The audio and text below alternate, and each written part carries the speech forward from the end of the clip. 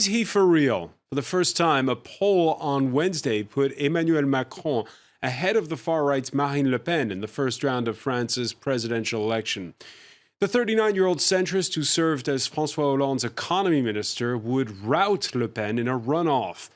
Now, polls these days can be taken with a pinch of salt, but the trend is there, and so are the endorsements, like that of Paris's popular former mayor Bertrand Delanoë. Why are so many Socialist Party stalwarts breaking ranks? Can we expect right-wing voters disgruntled with their nominee's parliamentary payroll scandal to follow suit and dump François Fillon? Will this election blow up the main center-left and center-right blocs that have dominated French politics for decades? Then there's the question of, and then what? June legislative elections are to follow the presidential poll. Would we be headed for a hung parliament? Or can Macron muster from scratch a new kind of coalition that can reform France? Today in the France 24 debate, we're looking at Macron Mania. With us, she's a journalist. Not many journalists in Paris can brag about having interviewed Barack Obama one-on-one, but Laurent Saïm can. Now I can speak about Macron Mania. Exactly. Because there was the Obama Mania, and now there's the Macron Mania. All right, so that's good. Laurence, who's hung up her journalist's credentials, and she's now spokesperson for the candidates' En Marche political movement, En Marche, in motion, on the move. How do you translate that? We're moving on. We want to change things, and we want to bring hope to the country. But how do you En Marche? How do you translate that? I will say, let's walk together. Okay. Let's move on together. Let's hope together. All right, Charles Becbédé. He is a representative for the Paris Council, representing Paris's 8th arrondissement, businessman and supporter of François Fillon. Exactly. Welcome back to the show. Thank you. And welcome to Boris Jamais-Fournier, here with the National Bureau of the Socialist Party. Thanks for being with us. Thank you. The France 24 debate, where you can join the conversation on Facebook and Twitter. Hashtag F24debate. 26% for Emmanuel Macron, 25% for Marine Le Pen. Conservative François Fillon and socialist Benoît Hamon further back. This was a poll done on Wednesday, that was published Wednesday, rather, by Harris Interactive. It predicts a 65% win for what you might have thought a few months ago was an unlikely frontrunner. Rebecca Rossman has more on the meteoric rise of Emmanuel Macron. Emmanuel Macron's 2014 rise into government came as a surprise. Neither a politician nor a member of the Socialist Party, he had one objective: removing the solid barriers within our economy.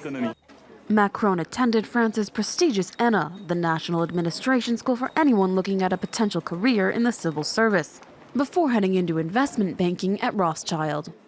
In 2012, though, he took a pay cut to join the newly victorious President François Hollande's administration, working as a close presidential aide. 2 years later, he'd become the Minister for the Economy and Industry, replacing Arnaud Montebourg. The two men couldn't have been more different. Macron's predecessor was a Socialist Party stalwart, but the new minister rejected core tenets, like the 35-hour work week. He even favored trading on Sunday and freeing up competition for coach companies, two major features of the pro-business law bearing his name that was forced through Parliament last year. Come spring 2016, and Macron announced his latest project, the creation of his own political movement, En Marche. In November, he declared he would run for the French presidency under the banner of a centrist movement. And since then, Macron has made an unexpected sharp rise in the polls. Macron unveiled his budget plans for the country last week. He says he wants to create a universal pension system, put an end to nepotism in parliament, and hire more than 10,000 new police workers. With the mainstream parties, both on the left and on the right, in crisis, Macron now finds himself as a favorite to win the presidency this May. Laurent Saïd, we talked in the introduction about racking up the endorsements. Does that make him seem like a little less of an insurgent when you have people like the current mayor of Lyon, the former mayor of Paris, who are backing him? We welcome everyone. We're not a party, we're a movement. And we think that against Marine Le Pen at this moment, there's something that Emmanuel Macron is trying to do which has never been done in France. So if you really believe in democracy at this crucial moment in France, you're joining us, and we welcome everyone. If they share our values, they're welcome to come. Let me ask you about this, Boris Jamais-Fournier, because we saw an interview with the outgoing Speaker of Parliament, who's a socialist, sort of sitting the fence at this point, saying, I'm not sure if I'm going to vote for the party's candidate. What's your reaction to that? Well, certainly Emmanuel Macron is raking up endorsements, like you said. But the question is, you're asking the question today, is he for real? And the mere fact that you're asking the question actually is sort of answering it already. So the question is... I'm going to answer that, yes. Well, he's for real. He has 4,000 committees. Last year, nobody knew anything about En Marche. Now he's ahead in the poll. He has more than 200,000 adherents to the movement. And yes, he didn't go for a primary election. Yeah, but he didn't yeah, subject because he himself to a didn't primary want election. to be inside the party, because we saw what the parties are doing to France. He's for real in a new way. You know it. So I think it's really for real when you're the only one to be able to beat Marine Le Pen in a country which needs someone to advocate for democracy. Sure. That doesn't really mean anything, though, in a new way. Being new, just for the sake of being new, doesn't really translate into actual change for the French people. And that's what I really want to talk about today, is Benoît Hamon's vision for, change. Barack Obama talked about change. He actually implemented change with the ACA, marriage equality, and other What's the change that you're proposing for France? Well, that, basic income is one definitely policy proposal that Benoît Hamon has been putting forward, and he's very, very putting forward this new idea. And I feel like French citizens you dream, have been... and we have you're really dreaming. And we have a very efficient program to make sure that we conciliate the dreams and the reality of what's happening at this moment inside the French society. For sure, less public spending and less public service does not seem like a dream. It's more like a nightmare for the French people. No, we want to completely reform sure. France. I respect you. I just want to let you know that I'm not going to go to this battle of small sentence and noise, because I think democracy deserves better than that. I just want to tell you that we have a solid program at this moment. Right, let me just bring in Charles Bégdé, because this is a lot of this is perception, right? How you perceive a candidate is so important. And we saw there was a primary battle that was just alluded to on the left, a primary battle on the right, where the favorites were upset as well. Yeah, it's true. And there was a sounding victory of François Fillon. Yeah, and at the end of November. He pits himself, and it's the same problem as Emmanuel Macron. Pits himself as an insurgent, but he's been an elected official since, 1980, I believe? Or 1981. 1981. It's a strong experience and expertise. Right. So yeah, how do you position yourself? Is it as an insurgent or somebody who knows... He has experience. He has... talent, he has a vision and a very sound project. Is he an insurgent? So 2 questions. Yeah. Is Fillon an insurgent or an insider in that respect after what happened in the primary? He was prime minister for 5 years. Yeah, and minister for several years as well before. So he's not an insurgent as such? No. And is Emmanuel Macron an insurgent in your view? Well, yes, in a way, apart the fact that he was a counselor to President Hollande for several years, and then he was a minister. So, and if you look at Macron, I'm going to look at Macron, but I'm looking at this moment at François Fillon, and you know what's happening with François Fillon at this moment? Everybody in France is talking about your candidate, about the fact that he might be indicted, that he's asking people in his meetings to scream against the press, that he's denouncing the power of independent judges. I think your candidate has a lot of problems, and we will be in the United States. Your candidate won't be a candidate anymore. Yeah, but maybe in the States we have an independent justice. But that's good, an independent justice for democracy. We have judges which have been manipulated by the power. So you don't think the judges are independent? General Secretary of the Élysée Palace. You don't think the judges are independent in France? That's what you're saying at this moment? I'm not sure. No. This is a very strong accusation in a democracy. I'm not sure in that case, because you see, there are 300 members of the parliament that employ members of their family in France. It's okay, we can say it's not good, but it's a fact. That's not the question that's being discussed here. The question is whether sentence, or not... please, so that everyone understands what I wanted to say. Just so my point is clear, that's not the question. I'm surprised, and it is surprising, that there is only one guy out of these 300 members of the parliament that is currently being investigated by a judge. The one guy who's running for president and paid his wife for nothing, for no work. Calendar, timetable. So, but let's not do again this debate because but we're doing this debate because we are doing it for 6 weeks now. No. Listen, let's talk about the real ideas and the projects of the candidates. That's why we are here, and we have one which has been where there was a fantastic gathering of people on the square of Trocadero last Sunday, and there is a very strong unity of the people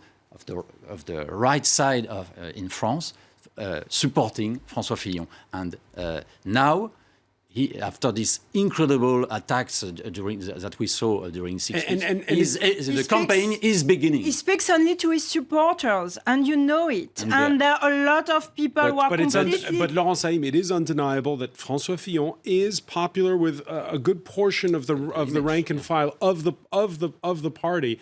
Is it, though, going to blow up Les Républicains party? No. At the end on of the the day, contrary. is this going to break up the party? No, on the contrary, there is now total unity. All the centrists have came back and are gathered together with the Republicans. You're playing live House of Cards. Well, talking about House of Cards, you are House of Cards. Oh, really? Because you are very fragile. And looking at the polls, when we know that, you have good polls at the moment, 25%, but we know that 45% only of those people saying that they want to vote Macron are certain of their vote, while at Fillon it's more than 17%. We don't believe in polls. We believe you are House of Cards. Hold on. We do not believe in polls. We believe in hard work. When you go to the French towns at this moment, when you see thousands of people who come to our meetings, who want to see Emmanuel Macron. Yeah, they want to see him, like a guru. No. They don't listen to him. They are there. There is good music. I don't think so. Macron They Mania. don't listen to him. We're talking about something which is happening in France for people from all parties who are trying to find a new way to believe again in democracy. And I don't think it's House of Cards. I think it's House of Reality and House of Sincerity. All right, I just want to rebound on the point made there by Charles Beigbeder, which is the surveys show that Macron has picked up a head of steam, but that his supporters might be more fickle. We've had on this show in the past supporters of Macron coming from the Les Républicains party. The other day, if François Fillon had bowed out in favor of Alain Juppé, would that have been a death knell, perhaps, for the candidate Macron? Were you fearful that day? We're not fearful of anything. We just want to believe in the power of people. That's what we want. Laurence, did you just join a cult? You're not fearful of anything. I mean, I don't get this. So you're saying we don't believe in polls, but the thing is we're discussing this. I have to advocate for my candidate, and it's not a cult. And again, you're going back to something that people do not want to see in France. We have a movement. We're trying to be positive. We're trying not to criticize too much. It is enough because you have a lot of people at this moment who believe in us. So it's working. You're really low in the polls at this moment. The core of the debate is policy, is the change that the French citizens want to see happen. But with to a basic income, with a right to block any piece of legislation that is not in favor of what people want to see happen. So what we need to talk about is one policy. at a time. Boris Jamais. One at a time. 1 minute. Boris Jamais Fournier, and then. To be quite honest, I'm a little ill at ease when I hear Laurence talking about Emmanuel Macron welcoming everyone. So the thing is, you're welcoming people from Robert Hue to Alain Madelin, who are coming from former communist to somebody from the right, and a former right-wing official, to say the least, government minister. Well, Alain Madelin was with Occident, and you know it. So he's coming from the far right. It's a real Spanish auberge espagnole. But that's interesting because now you're together against me. that it means that you, in a way, believe in us, and that suddenly, let's try to let's find look at something somebody. Let's look at somebody Macron. who's seems to be for Emmanuel Macron. The day after his endorsement by the former mayor of Paris, Macron meeting the former mayor of New York. Media tycoon Michael Bloomberg's now the UN Special Envoy for Cities and Climate. Bloomberg, who started as a Democrat, ran as a Republican, now labels himself an independent. This kind of photo op, does that play well, though, with ordinary citizens being... I don't know, I'm not speaking for ordinary citizens. I just think that it was a really interesting meeting. It was 45 minutes today. Michael Bloomberg, like John Kerry the other week, they were in Paris, and each time they come, they want to see Emmanuel Macron, they want to discuss. They're extremely worried about what's happening at this moment in France with Marine Le Pen, and they have a conversation with Emmanuel Macron about what can you do to beat Marine Le Pen. And that's quite interesting to see someone like Michael Bloomberg, who has such an experience, was mayor 3 times in the row, and who is trying to help. And they're all saying that. They're all saying that it's a very important election, what's going to happen in France. It's the future of Europe, basically. Bloomberg, a man who spoke at the Democratic Convention this summer, he's distanced himself from political parties. Your thoughts on Macron being seen? It's just a bit strange for me. It looks like Clinton, with all these businessmen supporting top guys in the internet sphere. I don't think it's only that. It's true that Macron, in a way, is a startup. He's a startup, and he's trying to do its IPO, its initial politic offering. I think at the beginning, Google was a startup, Apple was a startup, and I founded several startups. So you like startups? Yes, but good. I know that business life is different than political life, and I think your construction is very fragile. Okay, so for the moment, it's working. Boris Fournier. Let me say 2 things. So first of all, you're talking about beating Marine Le Pen in the second round. So let it be said that every single candidate who has a decent shot of being in the second round, François Fillon, Emmanuel Macron, and Benoît Hamon are all beating Marine Le Pen in the second round. So I just wanted to mention that, because when you say that Emmanuel Macron is the one solution against Marine Le Pen, it is not factually true. So that's my first thought. My second thought is, while your candidate was meeting with his billionaire friend, Michael Bloomberg, my candidate was rooting for women's rights. Yesterday was Women's International Day for the Rights of Women, and he was rooting for women's rights. My candidate yesterday night was... Asking for a twofold budget for women's rights, asking for more family planning, and these are the exact policy issues that the French people are concerned with and want to hear more from, and not François Fillon's corrupt practices or Emmanuel Macron's mania and rallies. I just would like to answer that, because this is interesting what you're saying. Yesterday, Emmanuel Macron was meeting with Michael Bloomberg because Michael Bloomberg wanted to see Emmanuel Macron, and it was for 45 minutes. Yesterday night, Emmanuel Macron was inside a theater in Paris with more than 300 women to speak about women equality. And then the day before, Michael Macron was in Les Mureaux to inspire young people who want to try and to rebuild France. And he was speaking far away from cameras to young people who are trying to make a living outside the bad neighborhoods in France. So yes, Emmanuel Macron... One solution for that would be a basic income. Hold on. Emmanuel Macron is meeting at this moment underground, different part of the society, the rich, the poor, and the middle class. And that's what it takes to become a president. All right, we're going to also look at the political program of the candidates. When we come back, stay with us. You're watching the France 24 debate.